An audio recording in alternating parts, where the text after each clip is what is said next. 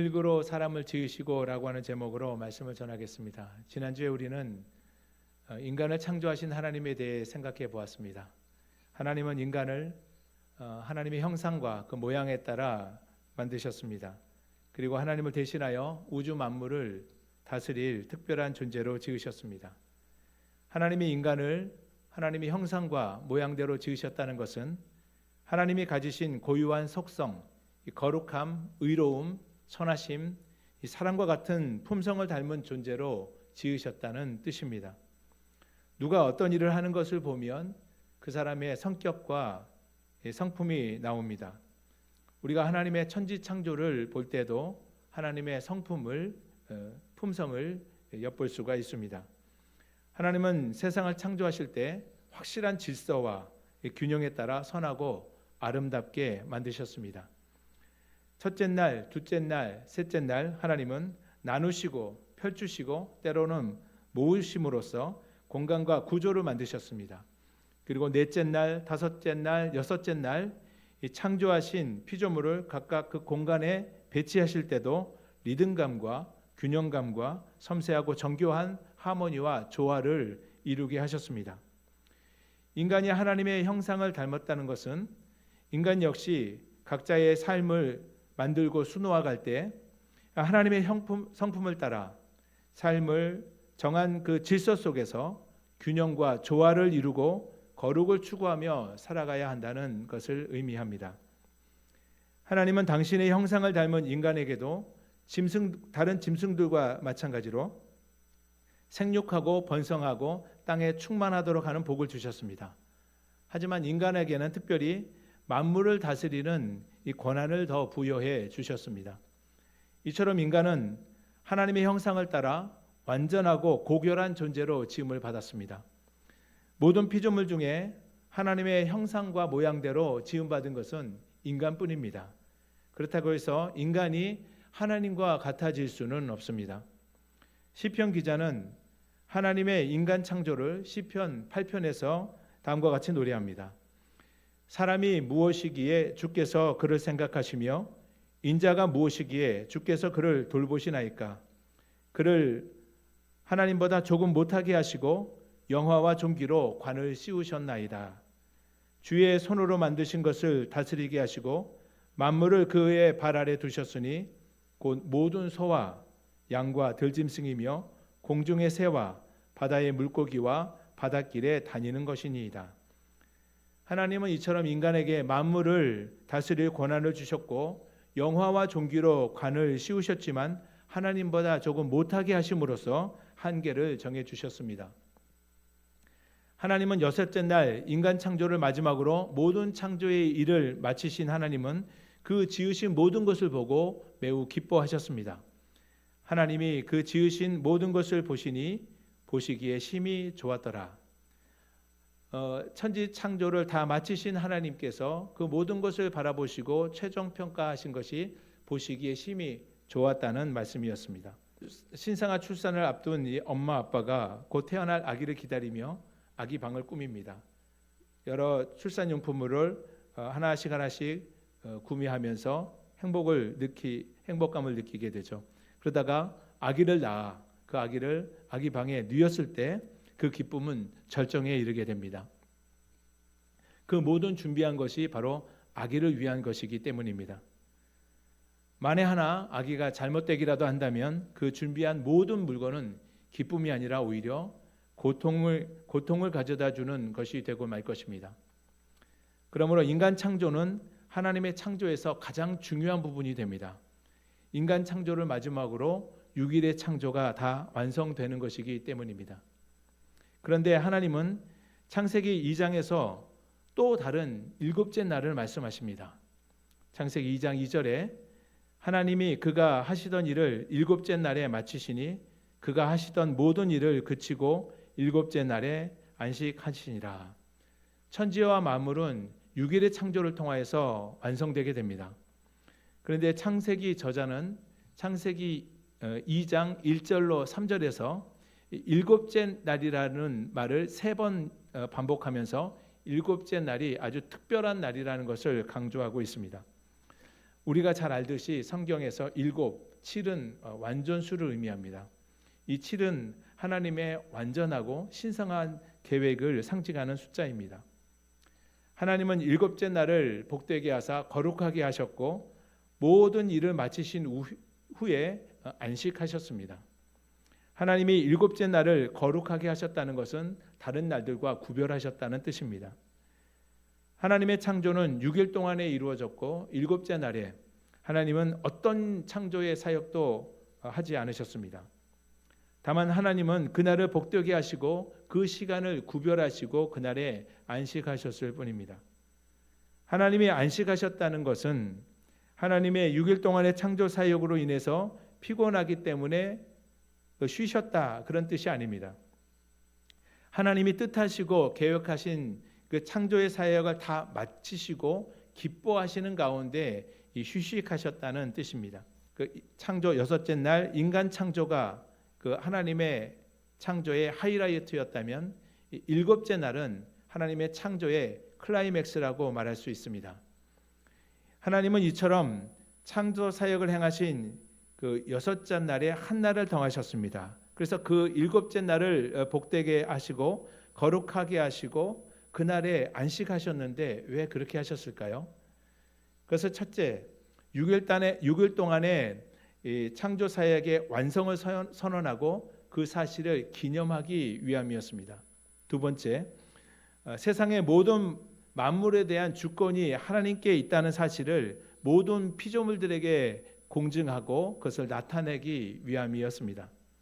따라서 우리는 하나님께서 7째 날을 복주시고 거룩하게 하사 안식하게 하신 이 뜻을 받들어서 이 날의 의미를 생각하고 세상의 일을 멈추시고 쉬신 이 창조주 하나님의 뜻을 따라 만물의 창조자이신 하나님께 온전히 경배하며 영광을 돌림으로써 이 날과 그 시간을 사용해야 될 줄로 믿습니다. 그러면 이 기독교는 왜 이처럼 중요한 안식일, 이 토요일을 지키지 않고 주일, 일요일을 지키는 것일까요? 안식일과 주일에는 어떤 차이가 있는 것일까요? 지금도 예수 그리스도를 메시아로 믿지 않는 유대교회에서는 이 안식일을 지킵니다. 그러나 예수 그리스도를 메시아 구원자로 믿는 이 그리스도인들은 이 주일을 지키게 되죠. 물론 안식일은 하나님의 첫 번째 창조를 기억하게 하는 아주 중요한 날입니다.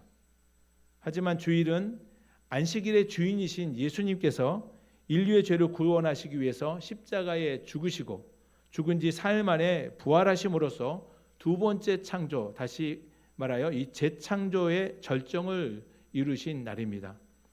주일에 부활하신 그리스도 안에서 모든 인류는 죄와 사망으로부터 벗어나 새로운 피조물이 된 것입니다.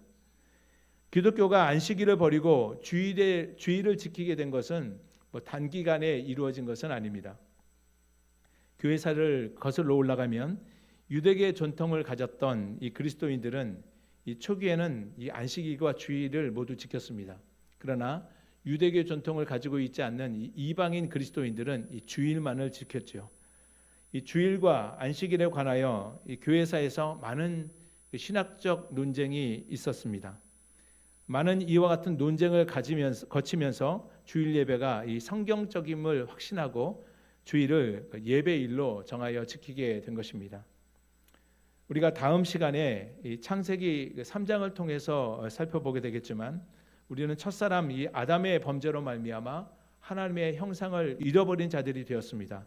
그러나 예수 그리스도 안에서 십자가를 통해서 우리는 구속되고 재창조된 이 새로운 피조물이 된 것입니다. 우리는 주일 예배를 통해서 창조주 하나님의 은혜를 찬양하며 그리스도께서 이루실 참 안식을 소망하고 또 성령 안에서 영과 진리로 하나님께 예배하는 자들입니다. 창세기 1장 1절부터 오늘 본문 앞문단인 이 창세기 2장 3절까지에서는 하나님께서 6일 동안의 천지를 창조하시고 7째 날에 안식하셨다는 사실을 기록하면서 이 최초의 7일 동안 있었던 일들에 대해서 우리에게 보여주었습니다. 오늘 본문의 내용은 창세기 1장에서 언급한 이 천지 창조에 대한 내용을 요약하면서 인간 창조에 대한 내용에 새로운 초점을 맞춰가는 것을 여기 보게 됩니다. 먼저 창세기 2장 4절부터 6절을 보시면 이것이 천지가 창조될 때 하늘과 땅의 내력이니 여호와 하나님이 땅과 하늘을 만드시던 날에 여호와 하나님이 땅에 비를 내리지 아니하셨고 땅을 갈 사람도 없었으므로 들에는 초목이 아직 없었고 밭에는 채소가 나지 아니하였으며 안개만 땅에 올라와 온 지면을 적셨더라. 여호와 하나님이 땅의 흙으로 사람을 지으시고 생기를 그 코에 불어 넣으시니 사람이 생명이 되니라. 본문 4절부터 7절 말씀은 천지가 창조될 때 하나님이 땅과 하늘을 만드시던 그 날의 기록을 대략적으로 요약해 놓았습니다.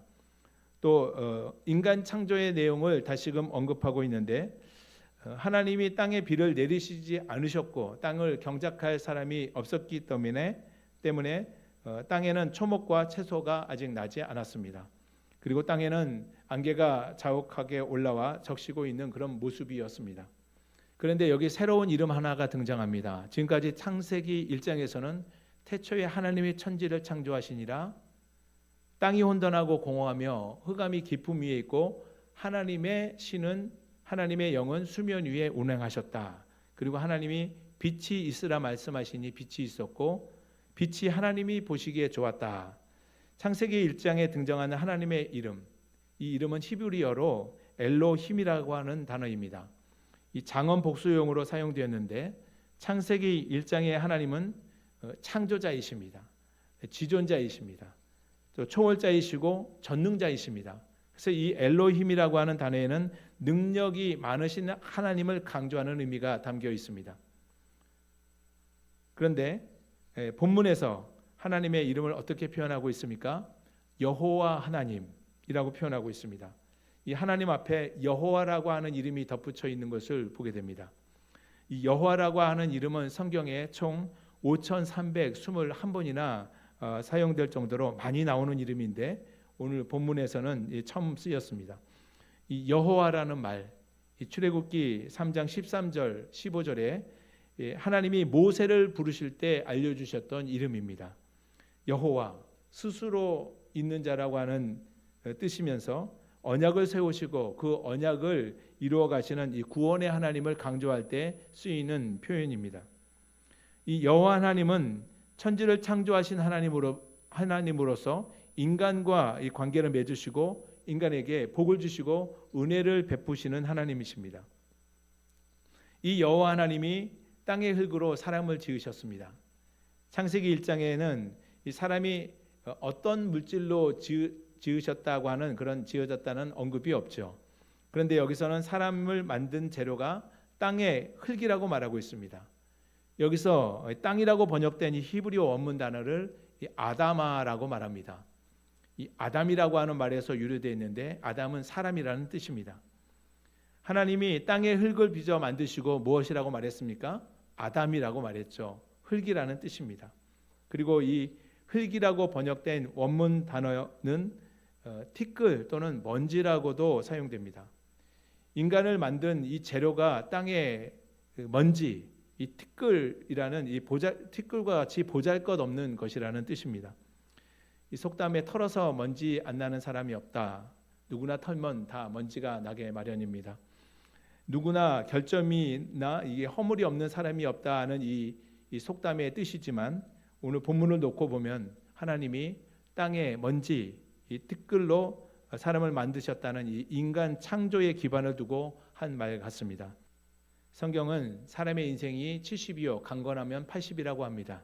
요즘 같은 100세 시대에 오래 살면 100세를 조금 넘기기도 하지만 그렇게 오래 살고 대단히 위세를 부리며 살아도 인간은 그 재료가 흙먼지이기 때문에 죽으면 한 줌 흙으로 돌아가 땅에 묻히고 티끌처럼 바람에 날리고 마는 것이 인간의 육신, 인생인 것입니다. 이 사실을 잘 알았던 욥이 이렇게 고백합니다. 욥기 10장 9절에 기억하옵소서 주께서 내 몸 지으시기를 흙을 뭉치듯 하셨거늘 다시 나를 티끌로 보내려 하시나이까. 땅에 널린 것이 먼지이고 티끌입니다. 누가 먼지를 소중하게 여기겠습니까? 우리가 하루 종일 일터에서 일하고 집으로 돌아가면 문 밖에서 어떻게 합니까? 발에 묻은 먼지를 떨어버리고 옷에 묻은 먼지를 떨어버리지 않습니까? 먼지는 무가치한 것입니다. 이사야 선지자가 이사야 64장 8절에서 고백했듯이 하나님이 땅에 티끌을 모아서 마치 토기장이가 진흙을 빚어 정성껏 그릇을 만들듯이 땅에 티끌, 흙을 모아서 먼지를 모아서 하나님의 형상을 따라 사람을 만드셨습니다. 그리고 생기를 그 코에 불어넣으셔서 생명이 되게 하셨습니다. 다른 피조물들은 다 하나님께서 말씀으로 그 육체와 생명이 땅으로부터 올라오게 하셨습니다. 그런데 유독 인간만큼은 하나님이 직접 흙을 빚어 만드시고 당신의 얼굴을 그 사람의 얼굴에 가까이 대고 이 생명의 숨결을 불어넣어 직접 교감하는 방식으로 그를 만들어 움직이는 생명이 되게 하신 것입니다. 그러므로 인간은 하나님을 떠나서는 그저 비천한 하나의 흙먼지에 불과한 것입니다. 그러나 하나님과 관계할 때만이 인간은 하나님의 영광 안에서 존귀하고 가치 있는 존재로 살아가게 되는 것입니다. 하나님이 동쪽의 에덴에 동산을 만드시고 이렇게 하나님께서 고결하게 지어 만드신 그 사람을 거기에 두셨습니다. 창세기 2장 8절 9절을 보시면 여호와 하나님이 동방의 에덴에 동산을 창설하시고 그 지으신 사람을 거기 두시니라. 여호와 하나님이 그 땅에서 보기에 아름답고 먹기에 좋은 나무가 나게 하시니 동산 가운데에는 생명나무와 선악을 알게 하는 나무도 있더라. 이 에덴 동산은 기쁨의 동산 또는 축복의 동산이라고 하는 뜻이 있고 또 물된 동산으로 해석되기도 합니다.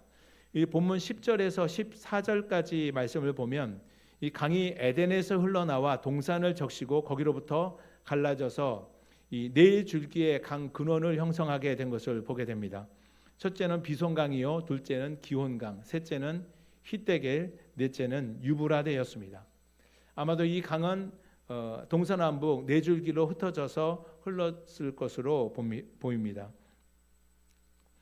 에덴 동산은 물이 많고 비록한 땅이었습니다. 하나님이 이 보기에도 아름답고 먹음직할 만한 이 많은 이 나무들을 수도 없이 자라게 하셨습니다.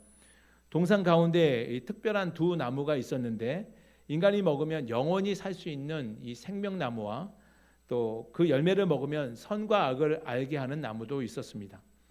하나님은 그 사람을 이끌어 에덴 동산에 두시고 그로 말미암아 그곳을 경작하고 다스리게 하셨습니다. 여호와 하나님이 그 사람을 이끌어 에덴 동산에 두어 그것을 경작하며 지키게 하시고, 하나님이 그를 에덴 동산에 두신 것은 그저 놀고 먹게 하신 것이 아니고 그 동산을 잘 관리하고 보존하도록 일하도록 그곳에 두신 것입니다.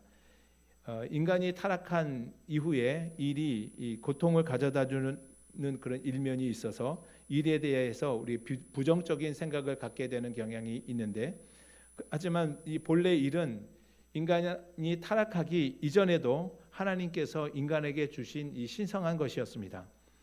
하나님 역시도 6일 동안 이 창조를 통해서 일하셨고 일을 마치시고 늘 보기에 좋았더라 하시면서 이 기쁨과 만족을 느끼셨습니다. 인간 역시도 자기가 한 이 선한 일을 통해서 즐거움과 이 보람과 만족을 느끼게 하십니다. 본문 16절, 17절은 인간을 향한 그 하나님의 최초의 금지 명령이 떨어진 것을 보게 됩니다. 우리 본문 16절, 17절을 보겠습니다. 여호와 하나님이 그 사람에게 명하여 이르시되 동산 각종 나무의 열매는 내가 임으로 먹되 선악을 알게 하는 나무의 열매는 먹지 말라. 내가 먹는 날에는 반드시 죽으리라 하시니라.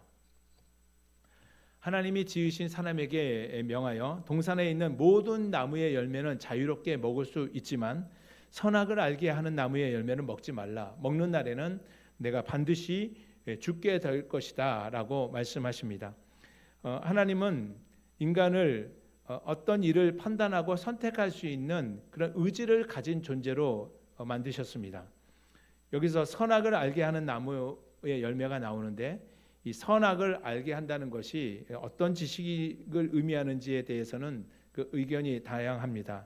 그러나 이 내용을 간추려 보면 선악을 알게 하는 나무의 열매를 먹음으로써 이 신적 지식, 신적 지혜를 갖게 되었다는 주장이 설득력이 있습니다. 인간은 선악과를 따먹음으로써 자신의 이익, 자신의 관심을 집중으로 모든 것을 판단하고 또 결정하게 되고 말았습니다. 어떤 사람은 왜 하나님이 굳이 이 선악과를 만들어 놓으셨는지, 선악과를 만들어 놓지 않으셨으면 그것을 먹고 범죄할 일도 없고 죄 지을 일도 없었을 텐데 라고 말합니다. 그러나 하나님은 애초에 인간을 이 로봇처럼 조종하는 그런 대상으로 만들지 않으셨습니다. 스스로 판단하고 사고할 수 있는 능력을 주셨고 스스로 선택하고 행동할 수 있는 자유의지를 주셨습니다. 하나님은 인간을 당신의 형상을 닮은 인격체로 만들면서 자발적으로 하나님의 말씀을 믿고 순종할 수 있도록 만드셨습니다. 인간은 하나님이 주신 이 자유의지를 하나님의 말씀에 순종함으로써 그것을 통해 하나님이 주신 동산 안에서 진정한 자유와 기쁨과 행복을 누릴 수 있었습니다. 인간은 하나님이 허락하신 이 생명나무의 열매를 먹고 영원한 생명을 누릴 수 있었습니다. 인간은 동산 안에 있는 모든 나무의 열매를 먹으라고 주신 이 말씀에 대해서 감사할 뿐만 아니라 또 선악을 알게 하는 나무의 열매를 먹지 말라 하신 이 먹는 날에는 반드시 죽으리라 하신 이 절대 금지 명령에 대해서 경각심을 가져야 했습니다. 하나님의 선악과에 대한 이 금지 명령은 인간이 하나님의 형상대로 지음받은 존재이지만 그 하나님과는 다르다는, 천하보다 귀한 존재로 지음을 받기는 했지만 하나님과는 다르다는 인간의 한계를 깨닫게 해주는 하나님의 말씀이었습니다. 하나님이 동산 중앙에 선악을 알게 하는 나무를 두신 것을 볼 때 인간은 하나님이 창조자이시고 자존자이시고 초월자이시고 전능자이시다는 사실을 기억하고 나는 하나님의 피조물이다라는 사실을 잊지 말라고 만들어 놓으신 하나의 표식과 같은 것이었습니다. 이 선악을 알고 판단하는 것은 오직 하나님께만 속한 영역입니다. 인간이 하나님의 금지 명령을 어기고 선악과를 따먹은 후에 그들에게 어떤 일이 벌어졌습니까? 인간은 서로 판단하고 책임을 전가하고 또 은근슬쩍 그 책임을 하나님께 둘러대는 경향으로 나아가고 말았습니다. 선악과를 따먹은 아담은 하나님이 주셔서 나와 함께 있게 한 그 여자가 그 열매를 주었으므로 먹게 되었다고 둘러댑니다. 하와는 뱀이 자신을 깨물어 먹었다고 핑계댑니다. 자기들이 판단한 그 결과도 책임지지 못하고 그 책임을 전가하는 비겁하고 추악한 모습으로 전락하고 만 것입니다. 하나님이 말씀하시면 인간은 순종해야 합니다. 하나님이 결정하시면 인간은 따라야 합니다. 하나님의 말씀, 하나님의 명령은 인간과 하나님의 사이를 그 경계를 명확하게 하는 말씀입니다. 하나님이 인간에게 모든 것을 누리도록 허락하셨어도 하나님과의 관계에서 넘지 못할 경계가 있다는 사실을 기억해야 합니다. 하나님은 창조자이십니다. 하나님이 우리를 천하보다 귀한 존재로 만드셨지만 우리는 한낱 땅의 흙먼지와 같은 존재라는 사실을 잊지 말아야 합니다. 또한 우리는 하나님의 생명을 받은 자로서 먼지 같은 인생을 사고 말 것이 아니라 하나님의 형상을 나타내는 삶을 살아가는 자들이 되어야 할 것입니다. 우리 모두는 하나님이 우리에게 허락하신 그 삶의 영역에서 우리에게 주신 모든 것을 누리되 선악을 알게 하는 나무의 열매를 따먹지 말라, 먹으면 반드시 죽으리라 하신 이 하나님의 말씀을 두려워하는 자, 이 말씀에 생명을 거는 자, 이 말씀을 복종하고 따라가는 자가 되어서 주님이 허락하신 생명을 이루고 하나님께서 우리에게 허락하신 이 에덴 동산과 같은 그런 영역 가운데서 우리에게 맡겨진 사명을 잘 알고 우리에게 주어지는 터전에서 그 모든 것을 가꾸고 지키고 세워나감으로 하나님의 뜻을 이루는 복된 삶을 살아가는 저와 여러분이 되시기를 주님의 이름으로 축복합니다.